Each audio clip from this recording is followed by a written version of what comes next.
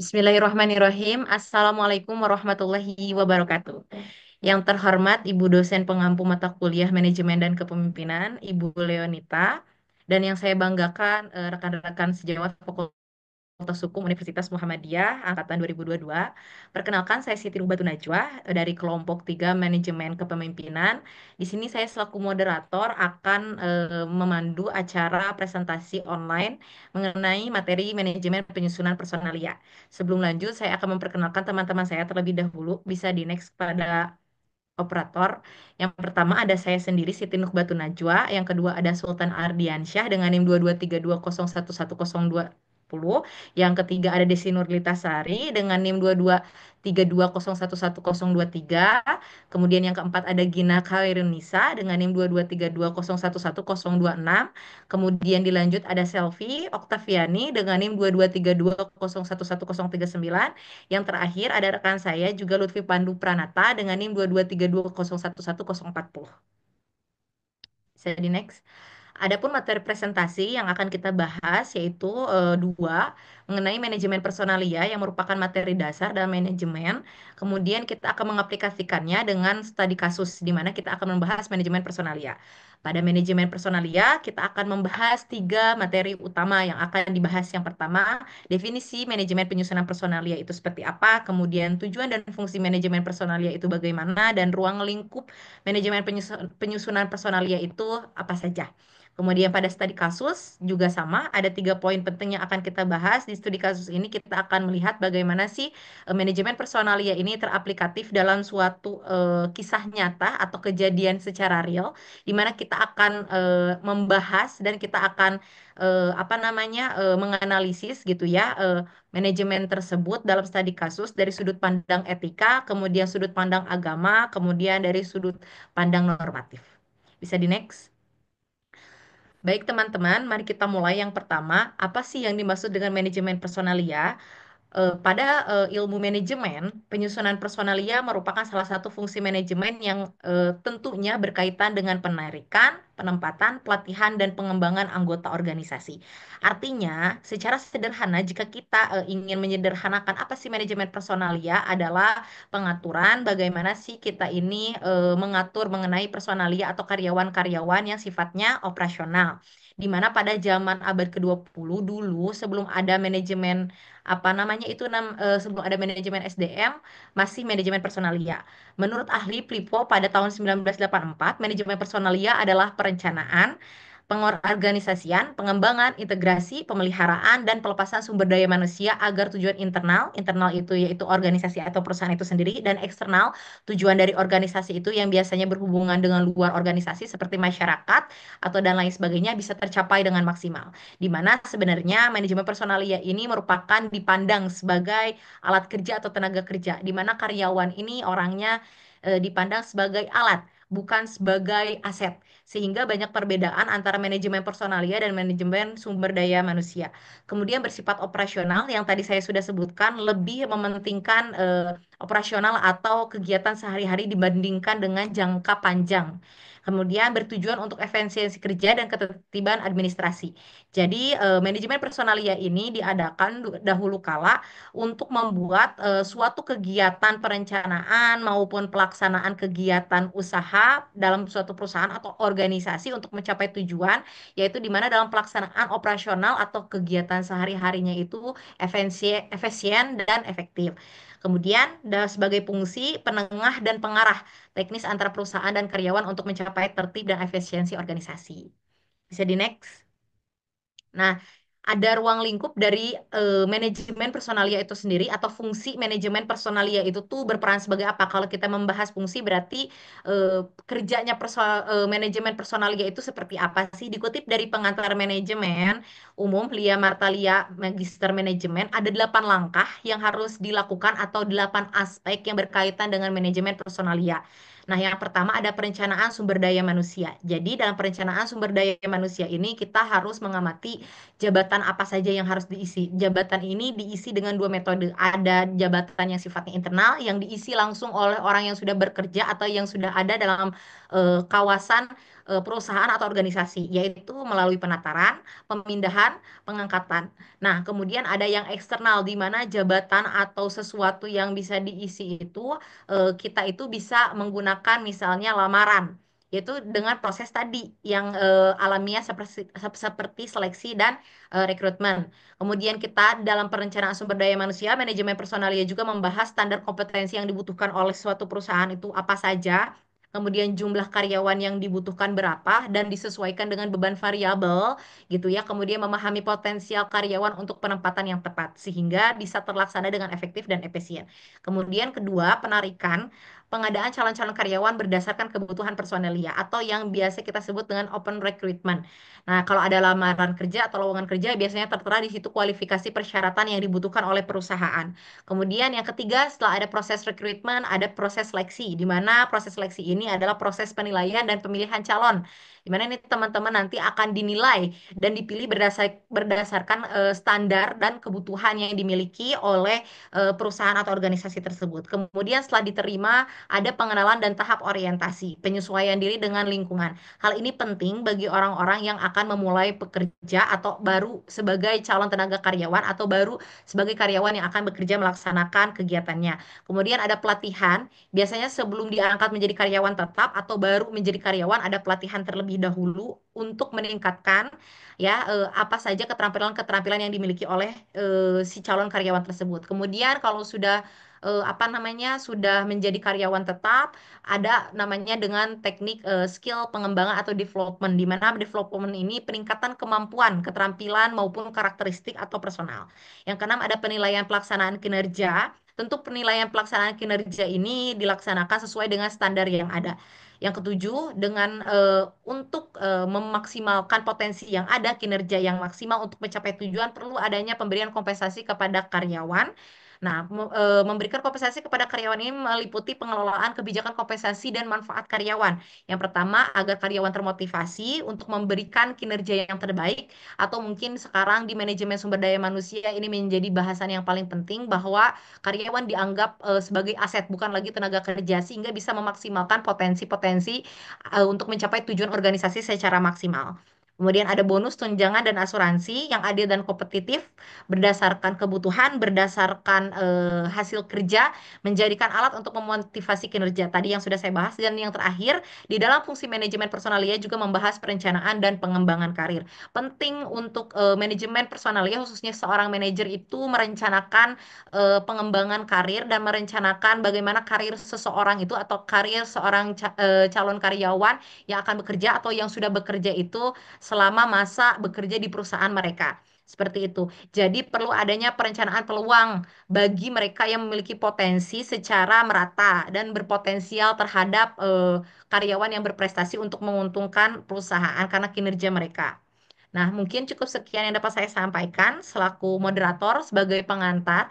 Selanjutnya mungkin kita akan lanjut ke studi kasus. Bisa di next, admin. Studi kasus ini akan dibahas oleh salah satu rekan saya, yaitu kepada Selvi Oktaviani. Dipersilahkan Selvi. Baik, terima kasih kepada moderator atas kesempatannya. Di sini langsung saja selanjutnya saya akan menjelaskan studi kasus pertama mengenai manajemen personalia. Di sini kami mengambil salah satu kasus yaitu dari PT Industri Jamu Farmasi Sidomuncul Tbk. Dalam upaya ini, perusahaan mengusung tema strategi perubahan di era Society 5.0 dalam perencanaan dan pengembangan karir karyawan pada bisnis inklusif. Sedikit saya akan menjelaskan atau memberitahukan gitu ya. PT Industri Jamu Farmasi Sidomuncul Tbk adalah eh, perusahaan yang bergerak di bidang obat-obatan herbal, jamu dan obat-obatan herbal. Salah satu perusahaan terbesar, salah satu industri jamu terbesar di Indonesia yang bersertifikat farmasi. Eh, Didirikan pada tahun 1941 oleh Rasman Sulistyo dan hingga 2000 hingga sekarang ini sudah dipegang oleh ketiga generasi. Nah, eh, perkembangan Sido muncul sangat pesat. Tentunya hal ini tidak lepas dari segala pemilihan sumber daya manusia sebagai penggerak segala proses produksinya. Karena dalam hal ini, Sido muncul itu menerapkan sistem pemberdayaan sumber daya manusia seperti perekrutan atau seleksi proses seleksi, pelatihan karyawan untuk menetapkan posisi yang sesuai dan dengan kemampuan karyawan dan program perencanaan karir, di mana hal ini bertujuan untuk memberikan kesempatan pada karyawan agar dapat dengan keahlian khusus dan memiliki kualitas yang terbaik. Selanjutnya, di sini saya akan menyebutkan perencanaan sumber daya manusia sido muncul yang dirancang langsung oleh Divisi Personalia dan Human Relation PT Sido Muncul. Yang pertama itu adalah orientasi karyawan. Nah, orientasi karyawan ini adalah pengenalan perusahaan terhadap karyawan baru atau biasa dikenal dengan orientasi karyawan. Hal ini sebagai langkah awal yang dilakukan untuk memperkenalkan perusahaan dan budaya perusahaan kepada karyawan baru supaya mereka mampu mengikuti budaya perusahaan. Pengenalan perusahaan ini biasa dilakukan setelah proses seleksi atau perekrutan. Yang kedua itu ada pelatihan penggunaan alat kerja. Sebelum para pekerja ini melakukan pekerjaannya, maka diadakannya dulu pelatihan untuk karyawan bertujuan memperkenalkan, mengedukasi, serta melatih para karyawan baru untuk menggunakan alat kerja sebagai alat untuk memproduksi dan mengolah produksi dong muncul. Pelatihan ini dilakukan secara teratur dengan dari tingkat termudah hingga tingkat tersusah. Selanjutnya itu ada pertemuan organisasi dan seminar. Eh, para karyawan di PT Sindo Muncul ini diperkenalkan oleh organisasi-organisasi dan mereka dibebaskan untuk berserikat gitu, mengenal apa itu organisasi serta didukung oleh seminar sebagai suatu bentuk pengembangan diri para karyawannya untuk memiliki kualitas kerja yang terbaik. Selanjutnya ada rolling out. Adalah rotasi pekerja. Dalam hal ini itu bertujuan untuk memberikan pengalaman kepada karyawan pada divisi yang berbeda. Dari pengalaman rolling out ini, karyawan akan menyesuaikan diri dan akan melihat kecocokan kemampuan di divisi apa sih sebenarnya mereka itu cocoknya gitu. Selanjutnya itu ada pengembangan pengajaran langsung dari atasan kepada karyawan. Pengajaran langsung ini bertujuan untuk mendapatkan pembelajaran langsung dari atasan kepada karyawannya. Dalam hal ini juga terjadi interaksi langsung antara atasan dan bawahan untuk menyelesaikan masalah-masalah eh, yang biasa terjadi di perusahaan. Selanjutnya itu ada program pendidikan karyawan. Program pendidikan karyawan ini diberikan kepada karyawan yang tentu saja melewati beberapa proses seleksi. Di program pendidikan ini sebagai suatu pengembangan skill atau pengembangan kualitas bekerja gitu untuk karyawan. Dan program pendidikan ini dibiayai oleh perusahaan itu sendiri. Selanjutnya itu ada uji kompetensi. Jadi setiap eh, setiap waktunya itu ada waktunya di PT Sido Muncul itu karyawan-karyawan itu akan diuji kompetensikan atas pekerjaan yang mereka lakukan itu seperti apa. Di next.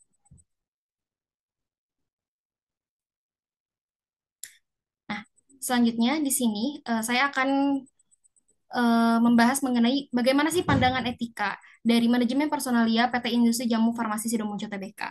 Nah, secara etikanya perencanaan terhadap pengembangan karyawan Sidomuncul melalui beberapa tahapan yang secara konkret nyata dapat dirasakan oleh para karyawan. Dalam hal ini, perusahaan selalu mengutamakan kesejahteraan karyawan dan menghormati hak-hak karyawan.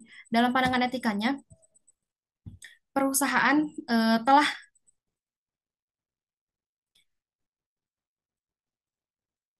dalam hal ini perusahaan telah mengutamakan kesejahteraan dan menghormati hak-hak karyawannya sebagai nilai etika daripada manajemen personalia itu sendiri.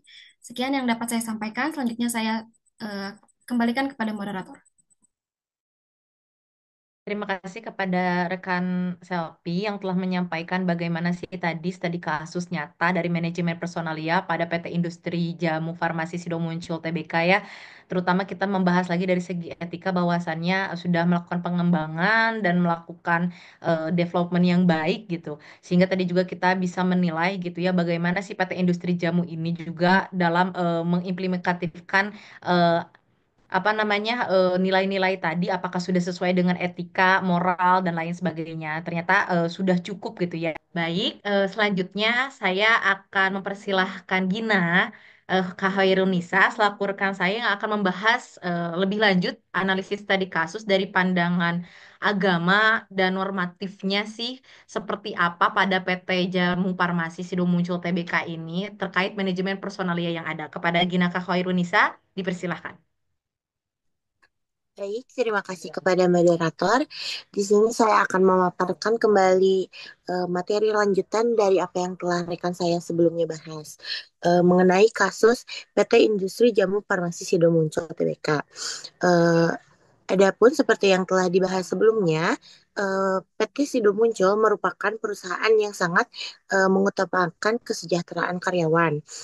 eh, Hal itu pun membuat PT Sido Muncul menginvestasikan yang terbaik bagi sumber daya manusianya sehingga menciptakan karyawan yang berkualitas. Adapun dari hasil survei menyatakan bahwa lebih dari 4.000 karyawan di maintenance eh, sesuai kebutuhan perusahaan dengan memperhatikan segala hak-hak karyawannya sesuai dengan kebutuhan perusahaan maupun hak-hak yang akan didapatkan karyawan. Eh, Hal tersebut pun telah disepakati di awal perjanjian di mana perekrutan tersebut dimulai. Baik, mungkin langsung saja ke sudut pandang agamanya dari kasus tersebut. PT Sido Muncul menghormati keberagaman yang ada, baik dari dari budaya, suku, sosial maupun agama, terutama dalam pengelolaan sumber daya manusianya. Kebijakan-kebijakan perusahaan pun serta ketentuan-ketentuan pun eh, memaparkan bahwa PT Sido Muncul tidak membeda-bedakan perekrutan karyawannya seperti dari agamanya, tidak menyertakan harus agama apa, harus suku apa, harus bangsa apa, kan tetapi terbuka untuk umum untuk segala suku, budaya, agama, golongan dan apapun itu. Kebijakan perusahaan pun menekankan perlakuan yang adil serta bermartabat terhadap semua karyawannya. Eh, Serta mendorong keberagaman dalam setiap aspek operasionalnya. Selain itu juga PT Sido Muncul menghormati hak karyawannya untuk beribadah dan hak untuk kebebasan berserikat. Hal tersebut pun menunjukkan bahwa PT Sido Muncul sangat sangat menghargai nilai-nilai agama serta etika yang merupakan bagian integral dalam kebijakan manajemen personalia mereka. Lalu selanjutnya ada dari pandangan normatif ataupun hukum. Manajemen personelia di Sido Muncul disusun berdasarkan peraturan hukum yang berlaku di Indonesia. Perusahaan pun memastikan bahwa semua praktik yang terkait SDM ataupun hal lainnya termasuk dalam rekrutmen, kompensasi, pelatihan, dan hal lainnya sesuai dengan ketentuan perundang-undangan yang berlaku di Indonesia. Mereka juga memberikan perhatian khusus pada kesejahteraan karyawan dengan memenuhi hak-hak seperti upah minimum, cuti cuti dan fasilitas kerja lainnya yang memadai. Eh, Hal-hal tersebut pun tercantum dalam Undang-Undang Nomor 13 Tahun 2003 tentang ketenagakerjaan. Adapun ada beberapa hal yang dapat di-highlight dari kasus yang telah saya dan rekan saya kaji mengenai kebijakan di PT Sido Muncul. Yang pertama yaitu mengenai perekrutan dan seleksinya. Proses perekrutan di perusahaan tersebut dilakukan secara adil dan transparan, seperti yang telah saya jelaskan sebelumnya, dan memastikan bahwa semua calon karyawannya diberi kesempatan yang sama tanpa adanya diskriminasi. Hal tersebut pun sudah tercantum dalam pasal 5 dalam undang-undang yang telah saya sebutkan. Lalu yang selanjutnya ada mengenai perjanjian kerja. Seperti yang telah dijelaskan juga, perjanjian kerja para karyawan telah disepakati di awal perekrutan. Sehingga para pekerjanya maupun karyawan sama-sama memiliki kepastian mengenai kebijakan dalam perjanjian tersebut. Dan sudah sesuai dengan ketentuan hukum yang berlaku. Dan hal tersebut telah tercantum dalam pasal 54. Lalu yang selanjutnya ada kesejahteraan karyawan. Perusahaan Sido muncul memberikan gaji yang layak, tunjangan, dan fasilitas lainnya sesuai dengan ketentuan hukum yang berlaku. Hal tersebut tercantum dalam pasal 88. Lalu selanjutnya ada pengembangan sumber daya manusianya. Seperti yang sudah dijelaskan bahwa PT Sido Muncul menyediakan pelatihan dan pengembangan keterampilan untuk meningkatkan kompetensi karyawannya demi mendapatkan kualitas yang terbaik. Dan hal tersebut pun tercantum dalam Undang-Undang Nomor 13 Tahun 2003 Pasal 11. Akan tetapi meskipun begitu, meskipun PT Sido Muncul memberikan hak-haknya kepada karyawan, tetap saja apabila ada karyawan yang melanggar peraturan yang sudah ditetapkan, PT Sido Muncul akan tetap memberikan sanksi agar karyawan tersebut jera dan patuh kembali untuk mematuhi ketentuan-ketentuan yang telah dilakukan sebelumnya, telah disepakati sebelumnya. Mungkin cukup sekian yang bisa saya sampaikan. Saya kembalikan kepada moderator. Baik, terima kasih kepada Ginaka Khairunisa yang telah membahas dari segi pandang agama dan normatif. Selanjutnya, mari kita lanjut ke studi kasus kedua. Sebelum studi kasus kedua, tentunya dong pasti ada solusi. Nah, adapun solusi dari permasalahan ini itu seperti apa sih? Bisa di next ke admin terlebih dahulu dan ini akan disampaikan. Tadi permasalahannya sudah dibahas ya ternyata oleh Ginaka Khairunisa. Dan sebenarnya nggak terlalu beda jauh, mungkin langsung aja oleh rekan kita M. Sultan Ardiansyah untuk membahas langsung solusi permasalahannya nih. Jadi karena tadi sudah permasalahannya dibahas langsung, kemudian bisa dikasih solusinya apa aja sih yang bisa diberikan untuk PT Industri Jamu Farmasi Sido Muncul Tbk. Kepada Sultan disilakan. Baik, terima kasih kepada moderator. Langsung saja kepada permasalahan pertama, yaitu ada belum optimalnya pengelolaan SDM inklusif dalam mendukung keberagaman. Solusi dari permasalahan ini yaitu audit inklusivitas SDM, yaitu melakukan pemetaan kondisi aktual seperti siapa yang direkrut, siapa yang berkembang, dan apakah keberagaman gender, difabel, suku, agama itu sudah tercermin dengan sangat baik. Dan PT juga bisa melakukan pelatihan inklusif leadership untuk manajer dan kepala agar mereka bisa menciptakan lingkungan kerja yang terbuka, adil, dan suportif untuk semua kalangan. Selanjutnya, kita masuk kepada permasalahan kedua, yaitu karyawan yang kelompok marginal belum sepenuhnya diberdayakan. Nah, solusi dari sini bisa diambil dari program mentoring khusus, seperti pasangkan mereka dengan mentor untuk pengembangan skill dan penguatan kepercayaan diri. Dan juga PT juga bisa menyesuaikan lingkungan kerja, seperti modifikasi alat, sistem komunikasi, atau ruang kerja agar ramah difabel. Lalu permasalahan yang ketiga yaitu ketimpangan akses terhadap pelatihan dan pengembangan karir. Solusi di sini itu bisa dibuat seperti sistem e-learning secara terbuka dan modular, yaitu di mana semua karyawan dapat mengakses pelatihan sesuai kebutuhan dan tahapan karir mereka. Dan juga PT bisa melakukan skema pelatihan berjenjang seperti tersedianya pelatihan dari level dasar sampai seterusnya. Dan menyelenggarakan pelatihan literasi digital dari dasar hingga lanjutan untuk seluruh karyawan agar mampu beradaptasi dengan teknologi Society 5.0. Lalu permasalahan yang keempat itu ketimpangan literasi digital. Jadi tidak semua karyawan itu punya kemampuan digital yang sama, terutama di level bawah atau pekerja lapangan. Untuk solusi tersebut, itu bisa dilakukan program literasi digital inklusif, seperti pelatihan digital secara rutin dan praktis.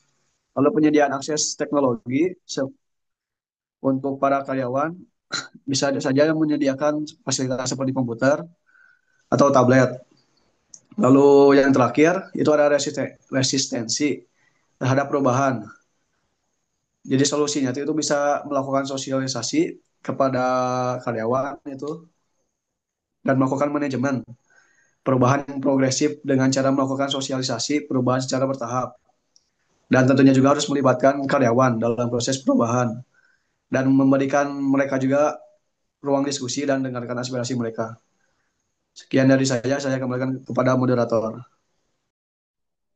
Baik, terima kasih kepada Sultan yang sudah memberikan solusi permasalahan karena PT Industri Jamu Farmasi Sido Muncul Tbk ini merupakan salah satu perusahaan terbesar dan variabel yang cukup kompleks sehingga permasalahan-permasalahan sering terjadi dan mungkin solusi permasalahannya juga yang diberikan sangat beragam dan memang harus tepat sasaran atau efektif dan efisien sehingga permasalahan-permasalahan yang muncul di industri jamu farmasi Sido Muncul ini sebagai perusahaan yang besar bisa teratasi atau bisa terminimalisir dari potensi masalah-masalah yang akan terjadi. Nah, setelah kita akan membahas studi kasus pertama, kita akan lanjut ke studi kasus kedua, bisa di next. Nah, studi kasus kedua ini akan disampaikan langsung ya oleh rekan saya. Kepada Lutfi Pandu Pranata, dipersilahkan untuk membacakan studi kasus kronologi seperti apa dan pandangannya dari segi etika bagaimana. Terima kasih. Baik, terima kasih moderator. Di sini saya akan melanjutkan pembahasan terkait dengan PT Geraha Humanindo Manajemen. PT Geraha Humanindo Manajemen ini merupakan salah satu perusahaan pihak ketiga yang bergerak pada bidang jasa pengelola sumber daya manusia. PT GHM ini menjalankan proses rekrutmen terhadap calon karyawan, di mana PT ini memiliki dan menjalankan metode dan softwarenya sendiri. Dalam proses rekrutmen, PT GMH memiliki tujuan untuk mendapatkan karyawan yang memiliki kompetensi khusus. PT GHM ini tentunya sudah memiliki metode khusus untuk menilai attitude ataupun perilaku calon karyawan, yaitu dengan menggunakan metode DISC Personality Test. Pada tahun 2019, di PT GMH sudah memperlakukan metode DISC Personality Test ini untuk perekrutan calon karyawan. Setiap calon karyawan wajib mengikuti tes tertulis dengan menggunakan metode DISC Personality Test tersebut. Boleh di next.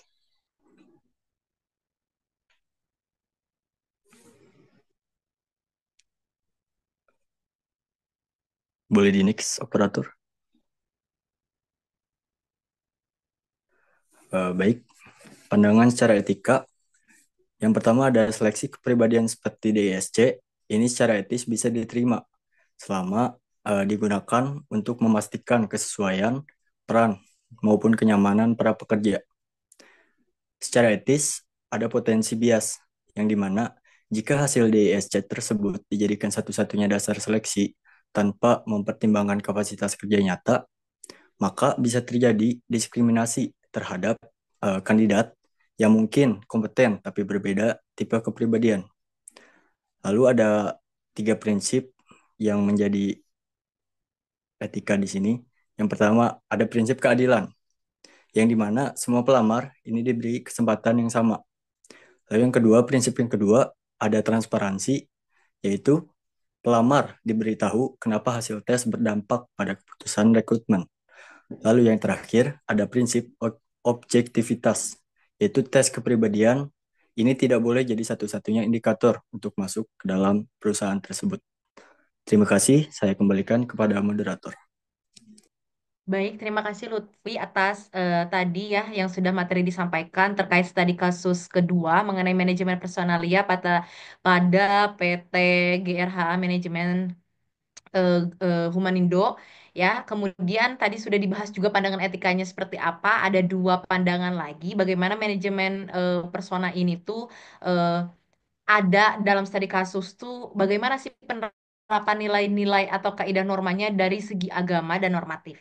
Adapun rekan saya yang akan menyampaikannya yaitu kepada Desti Nurlitasari untuk dipersilahkan membahas materi dari sudut pandang agama dan normatif. Kepada Desti disilahkan.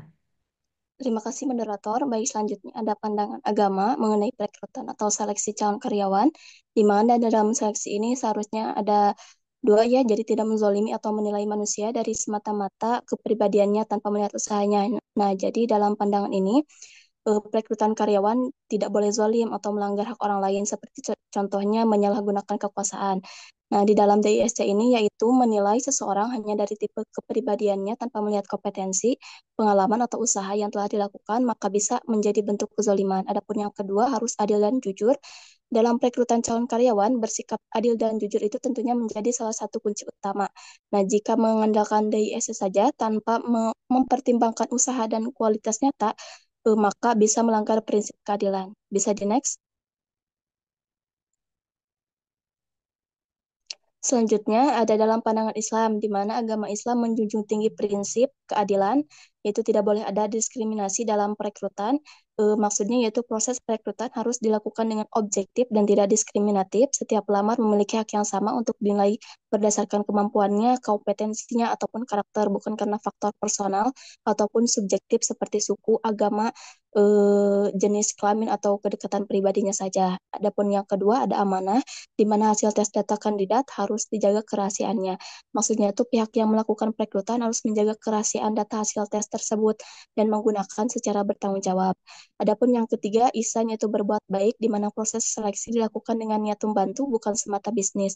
Maksudnya itu dalam perekrutan, selain adil dan amanah, juga harus ada nilai kebaikan dan niat tulus untuk memberikan yang terbaik bagi semua pihak ataupun pelamar maupun perusahaan. Adapun etos kerja ya di sini mencerminkan semangat, integritas, dan nilai dalam melaksanakan tugas profesional. Etos kerja positif yang ditunjukkan di PT Geraha Manindo ini meliputi yang pertama disiplin dan profesionalisme dalam menyediakan layanan rekrutmen berbasis alat ilmiah yaitu DISC. Yang kedua tanggung jawab terhadap proses seleksi dan hasil. Yang ketiga ada komitmen pada kualitas SDM yang disalurkan ke perusahaan klien. Nah, selanjutnya ada menurut pandangan normatif, yaitu ada di dalam UU Ketenagakerjaan, UU Perlindungan Data Pribadi, dan Kode Etik SDM. Dalam UU Ketenagakerjaan ini dijelaskan di pasal 5, di pasal 6, dan 31, di mana pasal 5 dan 6 ini tenaga kerja berhak memperoleh perlakuan yang sama tanpa diskriminatif. Dan dalam pasal 31 menjelaskan bahwa perusahaan dapat bekerja sama dengan pihak ketiga untuk rekrutmen outsourcing, asalkan jelas hak dan kewajiban pekerja. Jadi prinsip non-diskriminasi ini, perekrutan harus dilakukan tanpa diskriminasi, baik karena ras, agama, jenis kelamin, atau latar belakang lainnya. Tes DISC ini boleh dilakukan, tapi tidak boleh menjadi alat diskriminatif. Nah, selanjutnya ada PT Geraha ini sebagai pihak ketiga yang sah menurut hukum. Maksudnya tuh PT Geraha ini bukan perusahaan pengguna langsung tenaga kerja, melainkan perusahaan outsourcing atau penyedia jasa tenaga kerja.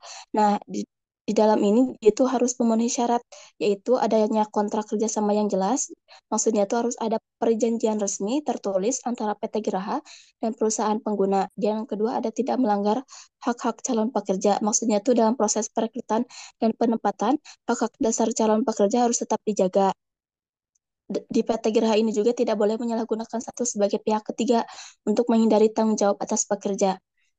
Bisa di next. Nah, selanjutnya yaitu ada di UU Perlindungan Data Pribadi. Ada di Undang-Undang Nomor 27 Tahun 2022. Hal yang hal yang relevan yaitu semua data pribadi termasuk hasil DISC, biodata, dan latar belakang harus disimpan dengan aman, jadi tidak boleh disebarluaskan tanpa izin. Jadi data kepribadian yang dikumpulkan melalui DISC ini termasuk data pribadi yang sangat sensitif. Penggunaan hasil DISC ini harus secara jelas tujuannya dan transparan. Calon karyawan berhak tahu untuk apa hasil tes tersebut. Keamanan data hasil tes DISC ini harus disimpan dengan keamanan yang memadai dan tidak disebarkan tanpa izin. Nah, ada yang ketiga, ada kode etik SDM, di mana yang pertama praktisi HR harus menjaga objektivitas, kerahasiaan, dan keadilan dalam seleksi. Yang kedua, dilarang menerima gratifikasi, tidak boleh diskriminatif, dan wajib menjunjung tinggi martabat manusia. Mungkin hanya itu yang bisa saya dapat sampaikan. Saya kembalikan kepada moderator. Terima kasih kepada Desti Nurlitasari yang sudah membahas tadi kasus menganalisis manajemen personalia yang ada dalam studi kasus PT GRH Humanindo Management sebagai outsourcing atau pihak ketiga. ya bagaimana sudut pandang agama dan normatifnya tadi sudah sangat lengkap ya, di bagian normatif juga lengkap, undang-undang apa saja yang mengaitkannya, kemudian bagaimana pandangan undang-undang terhadap perilaku yang dilakukan oleh si PT tadi, bagaimana pandangan etikanya dan lain sebagainya. Tentunya tadi ada solusi permasalahan yang harus mungkin atau bisa kita rekomendasikan kepada PT Graha Humanindo Management terkait penggunaan DISC nih sebagai pihak ketiga, sebagai penyalur tadi sumber daya manusia untuk suatu perusahaan yang bekerja sama dengan mereka. Lagi-lagi hal ini solusi permasalahannya akan disampaikan oleh rekan kita kepada Sultan Ardiansyah, mungkin akan membahas mengenai solusi permasalahan pada PT Graha Humanindo manajemen terkait penggunaan DISC. Mungkin bisa langsung Baik, terima kasih kepada Sultan. moderator. Ya. Di sini saya akan membahas dari solusi permasalahan PT Geraha Humanindo terkait penggunaan DISC dalam rekrutmen. Akan dibahas dalam tiga sudut pandang. Yang pertama yaitu sudut pandang etika. Permasalahannya yaitu potensi bias jika DISC dijadikan satu-satunya dasar seleksi.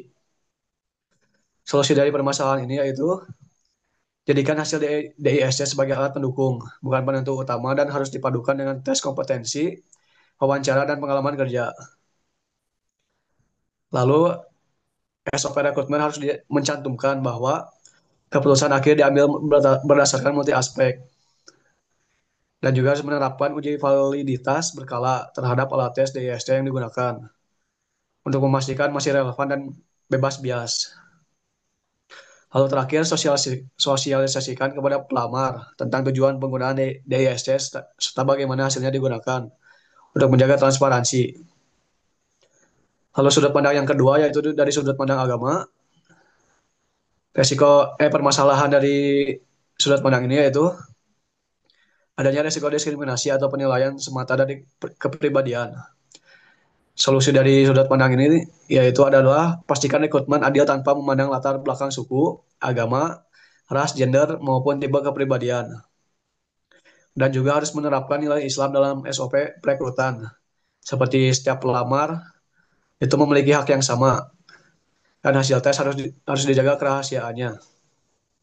Lalu gunakan hasil tes untuk memantapkan potensi calon karyawan, bukan untuk menolak secara mutlak. Lalu dari sudut pandang yang ketiga, yaitu normatif, permasalahannya itu bisa saja ada potensi pelanggaran dari UU Ketenagakerjaan, UU PDP, dan Kode Etik SDM.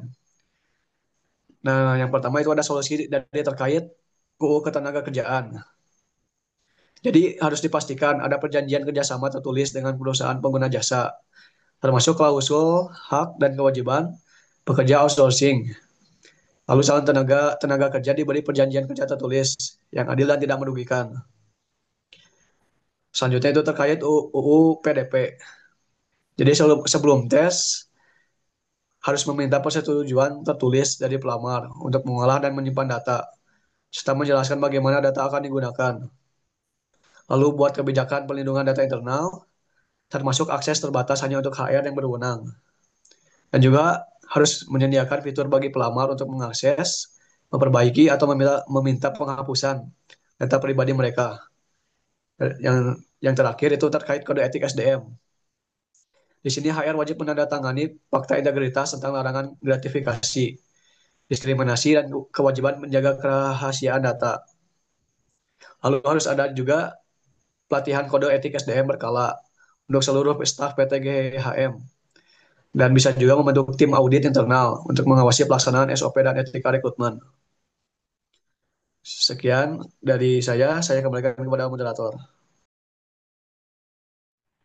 Terima kasih kepada Sultan yang sudah menyampaikan solusi permasalahan untuk dua kasus ya tadi. Lagi-lagi tadi diberikan solusi terkait mungkin permasalahan yang bisa dicoba ya kalau misalnya memang kita berada dalam permasalahan tersebut. Nah, sudah tiba di akhir ya, kita sudah membahas mengenai manajemen personalia, bagaimana sih manajemen personalia itu secara sederhana, kemudian apa saja ruang lingkup dari bagian manajemen personalia, termasuk tadi fungsi-fungsinya tuh dia sebagai apa, kemudian kita memetakan bagaimana manajemen personalia itu terimplementasikan dalam kasus yang nyata, kasus dan apa namanya dalam kehidupan sehari-hari secara real gitu, sehingga kita bisa melihat bagaimana sih proses manajemen personalia ini bekerja gitu ya, sehingga tadi perlu juga adanya nilai-nilai atau norma-norma yang apa ya dalam menyelenggarakan organisasi ataupun perusahaan khususnya pada manajemen personalia itu tadi diperhatikan, sehingga pada kesimpulan presentasi kali ini manajemen personalia ya merupakan salah satu fungsi penting yang cukup vital ya, meskipun fungsi-fungsi lain juga tak kalah pentingnya, tapi fungsi manajemen personalia itu menjadi vital karena sebagai alat tadi ya, sebagai alat dan aset kalau sudah di era kontemporer di manajemen SDM ya. Bagaimana sih personal personal ini atau calon tenaga karyawan atau tenaga kerja atau bahkan sudah karyawan ini menjalankan organisasi tersebut, karena kalau tidak dengan orang-orang tadi siapa yang akan menjalankan organisasi, sehingga memiliki fungsi yang sangat penting dalam pelaksanaan manajerial dalam suatu organisasi dan atau perusahaan mengenai keseluruhan yang berkaitan dengan personalia atau fungsi-fungsi tadi gitu ya. Kemudian di era kontemporer sudah berubah ke manajemen sumber daya manusia, sehingga manajemen personalia ini berorientasi pada pembentukan lingkungan yang produktif, kemudian harmonis dan mendukung. Karena tadi kita melihat di awal sejarah perkembangan kenapa lahirnya atau kenapa sih perlu ada manajemen personalia di dalam suatu organisasi atau perusahaan. Nah, salah satunya adalah efektivitas dan efisiensi dalam suatu pekerjaan agar untuk mencapai tujuan tadi gitu ya, juga berperan penting dalam membangun etos kerja, ini internnya kepuasan kerja, kemudian loyalitas karyawan terhadap perusahaan, sehingga itu akan mempengaruhi karena tadi lagi-lagi karyawan adalah sebagai aset yang berharga agar bisa menjalankan kinerja mereka dengan baik untuk mempermudah tujuan perusahaan yang hendak dicapai atau output dari perusahaan atau organisasi tersebut. Sehingga pada ruang lingkup pelaksanaannya kita perlu memperhatikan berbagai perspektif kaidah dan norma dalam manajemen personalia khususnya gitu ya, yang tadi sudah dikaitkan bahkan sudah kita bahas, sudah kita lihat secara nyata kasusnya seperti apa yang berkaitan dengan manajemen personalia tadi di bidang pelatihan dan pengembangan. Kemudian ada seleksi dan perekrutan gitu ya, harus memperhatikan kaidah dan norma seperti etika, agama dan normatif ya. Hal tersebut penting untuk legitimasi ya dan kesejahteraan sosial tentunya yang berkeadilan berlandaskan moral. Nah, mungkin teman-teman cukup sekian presentasi yang dapat kita laksanakan pada hari ini. Mudah-mudahan ini bermanfaat bagi teman-teman online yang nanti mungkin akan mengakses ya. Saya ucapkan terima kasih. Terima kasih juga kepada teman-teman yang sudah mau presentasi online kali ini. Kita pamit undur diri dari kelompok 3 manajemen dan kepemimpinan pada subbagian materi yang telah membawakan materi manajemen personalia. Kalau ada pertanyaan mungkin bisa nanti dihubungi via WhatsApp atau kita akan melaksanakan atau di kolom komentar juga ya. Barangkali nanti di publik. Terima kasih sekali lagi saya ucapkan wassalamualaikum warahmatullahi wabarakatuh.